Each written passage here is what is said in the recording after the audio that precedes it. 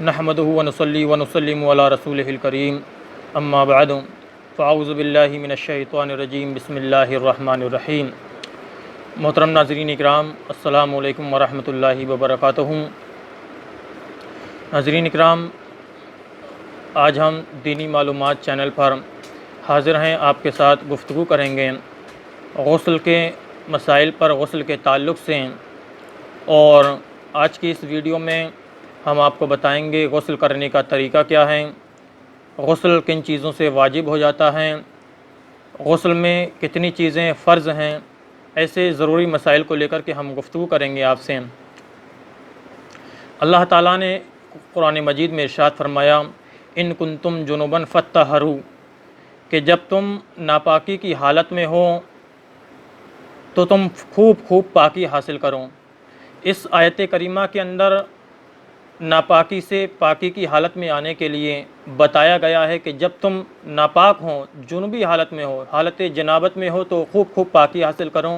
اور خوب پاکی حاصل کرنے سے مراد یہاں پر غسل لیا گیا ہے کہ غسل کیا جائے۔ غسل پاکی حاصل کرنے کے لیے ضروری ہے، اور غسل کے اندر کتنی چیزیں فرض ہیں تو یاد رکھیے، غسل کے اندر 3 چیزیں فرض ہیں۔ سب سے پہلے کلی کرنا، اس کے بعد ناک میں پانی چڑھانا، اور اس کے بعد سارے بدن پر پانی بہانا۔ اس کا طریقہ کیا ہے، سنت طریقہ کیا ہے، کس طرح سے غسل کو ادا کیا جائے؟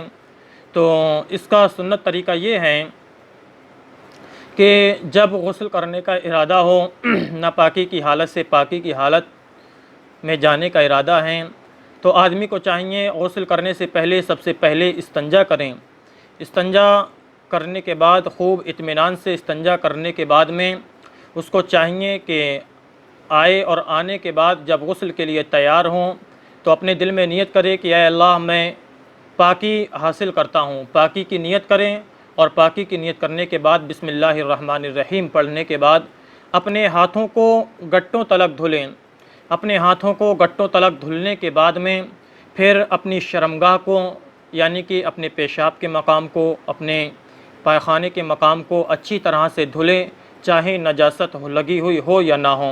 اس کے بعد میں جسم کے کسی بھی حصے پر اگر کوئی نجاست، کوئی گندگی لگی ہوئی ہو، اس کو رگڑ کر کے اچھی طرح سے دھل کر کے بالکل صاف کر لیں، اور کمر سے نیچے کے پورے آدھے بدن کو اچھی طرح سے دھل لے، صاف کر لے۔ اور صاف کرنے کے بعد میں پھر اس کو چاہیے کہ وہ وضو کریں۔ جس طرح سے نماز کے لیے وضو کیا جاتا ہے، اسی طرح سے وضو کریں۔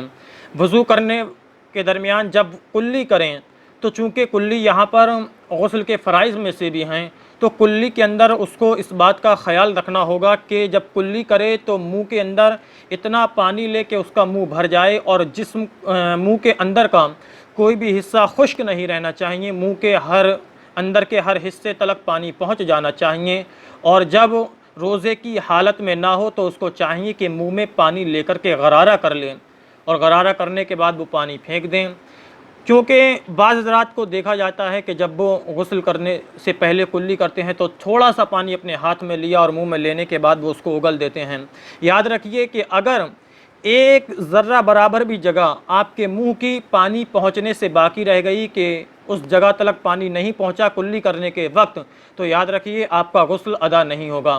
لہٰذا اس بات کا احتیاط رکھا جائے، خاص خیال رکھا جائے کہ جب وضو کرے غسل سے پہلے تو کلی کرتے وقت منہ کے ہر حصے میں پانی پہنچ جانا چاہیے، اور بہتر یہ ہے کہ آدمی غرارہ کر لیں۔ اس کے بعد میں جب ناک میں پانی چڑھائیں تو ناک میں پانی چڑھانا بھی چونکہ غسل کے فرائض میں سے ہیں، تو غسل کے فرائض میں سے ہے تو یہاں پر بھی اس کو خصوصی طور سے دھیان دینا پڑے گا کہ جب ناک میں پانی چڑھائے تو نرم ہڈی تلک، جو ناک کے اندر نرم ہڈی ہوتی ہے، وہاں تلک اچھی طرح سے پانی چڑھائے، اور پانی چڑھانے کے بعد صاف کر لیں بالکل اچھی طرح سے۔ یہ نہیں ہونا چاہیے بعض حضرات جس طرح سے کرتے ہیں، تھوڑا پانی لیا صحیح معنی میں اوپر چڑھا یا نہیں چڑھا، اور انہوں نے آگے کی کارروائی شروع کر دیتے ہیں۔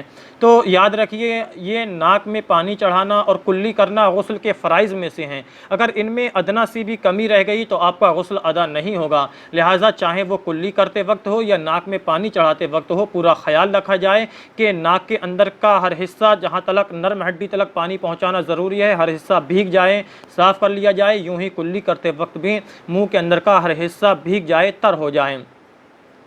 اس کے بعد میں چہرے کو دھلیں، اپنے ہاتھوں کو دھلیں اور مسح کریں، اور مسح کرنے کے بعد پیروں کو دھلیں۔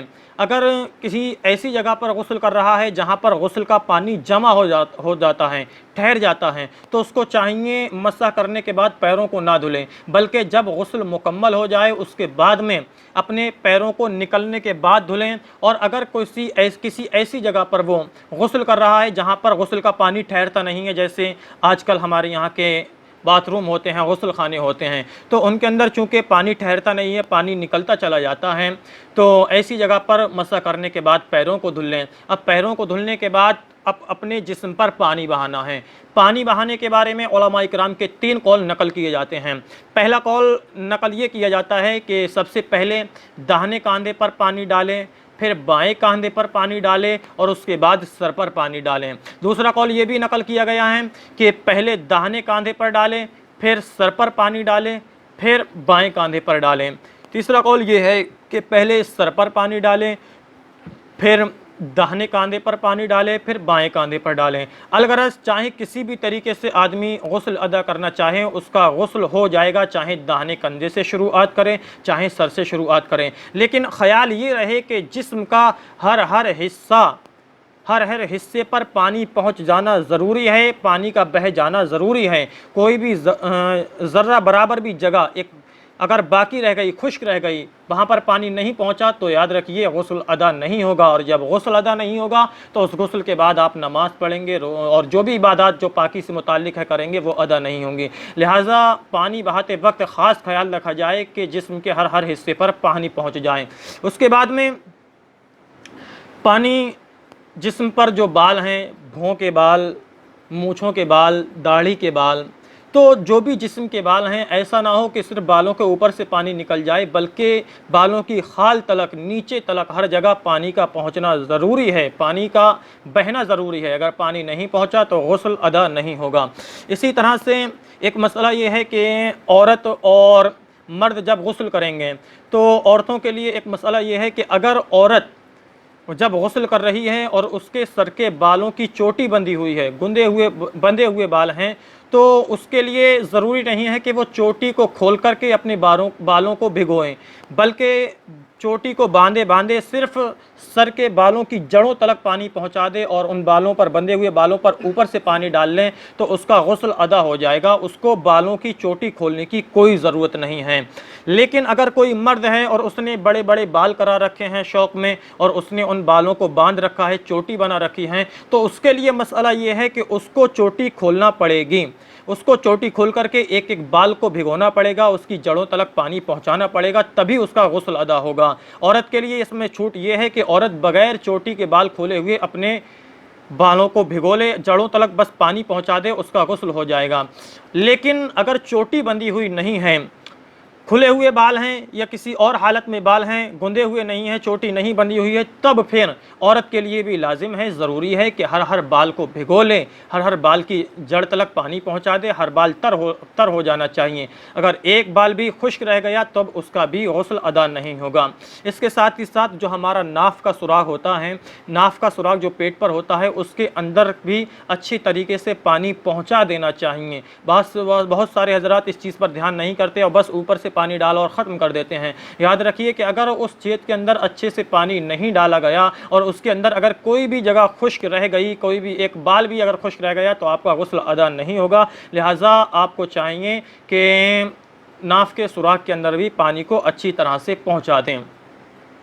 اس کے علاوہ جب غسل کریں تو غسل کرتے وقت اس بات کا خیال رکھیں کہ قبلے کی رخ کر کے، قبلے کی طرف رخ کر کے آپ غسل نہ کریں، بلکہ قبلے کی جانب سے رخ کو ہٹا کر کے غسل کریں، تب زیادہ بہتر ہے۔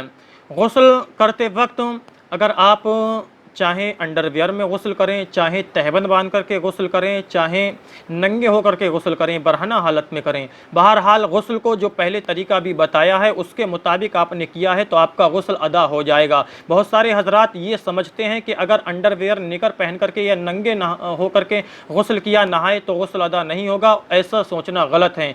बल्कि किसी भी हालत में आप हो, जो तरीका है अगर उस तरीके के मुताबिक आपने गुस्ल अदा किया तो चाहे निकर पहन करके हो अंडरवियर, चाहे नंगे हो करके हो, चाहे लुंगी बांध करके हो, तीनों हालतों में या कोई भी और भी हालत हो, हर हाल में आपका गुस्ल अदा हो जाएगा। लेकिन एक बात का ख़ास ख्याल रखना चाहिए कि जब आप बाहर नहा रहे हों, किसी ऐसी जगह पर जहाँ पर लोगों की नज़र पड़ रही है, लोग आपको देख रहे हैं, तो ऐसी जगह, खुली जगह पर नहाते वक्त आदमी को चाहिए कि वो अंडरवियर पहन करके ना नहाए, बल्कि कोई ऐसा कपड़ा बांध करके नहाए कि जो उसके नाफ से लेकर के घुटनों तलक के बदन को ढके हुए हो। चूँकि आदमी का नाफ से लेकर के घुटने तलक का बदन जो है वो सतरे औरत के अंदर है और इसको छिपाना वाजिब है। अगर इसको दिखाता है तो हराम काम करता है। लिहाजा अंडरवियर पहन करके अगर नहाना है तो गुस्ल खाने के अंदर नहाए, लोगों के सामने नहीं नहाए। अगर लोगों के सामने नहाएगा गुस्ल तो अदा हो जाएगा, लेकिन चूँकि वो अपने फ़र्ज को मतलब अपना सतरे औरत दिखा रहा है तो वो हराम काम कर रहा है। लिहाजा इस चीज़ पर गौर करना चाहिए। आम तौर से लोग इस चीज़ पर ध्यान नहीं देते हैं। इसी के साथ ही साथ अगर आप कोई नापाक कपड़ा बांध करके नहा रहे हैं, तहबंद वगैरह आप पहने हुए हैं वो नापाक हैं, तो उसको बांध करके अगर आप गुस्ल कर रहे हैं तो चाहिए ये है कि पहले उस कपड़े को अच्छी तरह भिगो लें। फिर जिस जगह अगर नजासत दिख रही है, निजासत लगी हुई, तो उसको निचोड़ लें और अच्छी तरह से साफ़ कर लें और उसके बाद गुस्ल कर लें। आपका कपड़ा भी पाक हो जाएगा, आपका गुस्ल भी अदा हो जाएगा। इसी के साथ ही साथ अगर कोई आदमी नदी में नहा रहा है, स्विमिंग पूल में नहा रहा है या कहीं और ऐसी जगह पर नहा रहा है, जैसी आजकल अलग अलग रिवाज होते हैं, तो अगर ऐसी जगह पर नहा रहा है तो जब वो डुबकी लगाएगा तो डुबकी लगाने के बाद उसके, चूँकि डुबकी लगाने के बाद हर जगह पानी पहुंच जाएगा, तो डुबकी लगाने के बाद उसका गुस्ल अदा हो जाएगा। लेकिन पहले उसने वज़ू किया हो, वज़ू से मुराद कुल्ली और नाक में पानी खुसूसी तौर से चढ़ाया हो। इसी के साथ ही ये आपका गुस्ल अदा हो जाता है। अब कुछ मसाइल ऐसे हैं कि जिनके ज़रिए से गुस्ल वाजिब होता है, तो इंशाअल्लाह तबारक व तआला वो मसाइल भी हम आपको बताएंगे। लेकिन अब आपसे दरख्वास्त ये है कि अभी भी कुछ मसाइल ऐसे हैं जो आपके हों, पर्सनली आपके वो मसाइल हों, तो आप उनको अपने कमेंट बॉक्स में लिख कर के भेजिएगा। इंशाअल्लाह तबारक व तआला हम आपके मसाइल का जवाब देने की कोशिश करेंगे। और ये जो हमने आपको गुस्ल का सुन्नत तरीका बताया है, इसी के मुताबिक गुस्ल अदा कीजिए और अच्छी तरह से पाकी हासिल कीजिए, क्योंकि पाकी ईमान का हिस्सा है और अल्लाह तबारक व तआला पाकी हासिल करने वालों को पसंद फरमाता है। नाज़रीन इकराम, ये तरीका हमने दीनी मालूमात चैनल के ज़रिए से आप तक पहुँचाया है। अगर आपको ये पसंद आया हो, अच्छा लगा हो, तो आप इसको दूसरों तक पहुँचाइए ताकि दूसरे लोग भी इससे फ़ायदा हासिल करें, उन्हें भी गुस्ल का तरीका मालूम हो सके।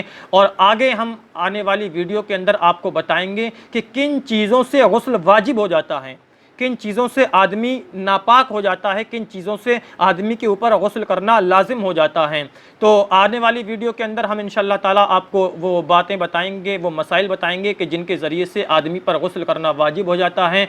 आज का हमारा यही पैगाम था कि गुस्ल का तरीका, गुस्ल की करने का सुन्नत तरीका, गुस्ल के फ़राइज़। लिहाजा आप हजरात इसको याद कीजिए और इसी के मुताबिक अपने गुस्ल को, अपनी पाकी को अदा करने की कोशिश कीजिए। ज़्यादा से ज़्यादा लोगों तक ये वीडियो पहुँचाइए और आने वाली वीडियो के लिए हमारे चैनल को सब्सक्राइब कीजिए। अल्लाह ताला से दुआ है कि अगर मेरे कहने में कोई गलती हो गई हो, परवरदिगार आलम उसे माफ़ फरमाए। आमीन। अस्सलामु अलैकुम व रहमतुल्लाहि व बरकातुहू।